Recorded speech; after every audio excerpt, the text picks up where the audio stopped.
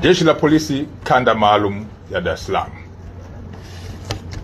kwa kushirikiana na maafisa wa maendeleo ya jamii, jinsia, wanawake na makundi maalum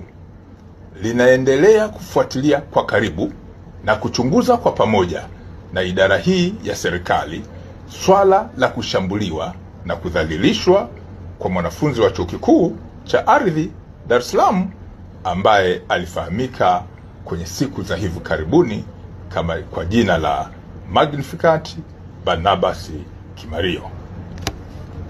Katika swala hili watuhumiwa 4 wamekamatwa, akiwemo Reno Ponsil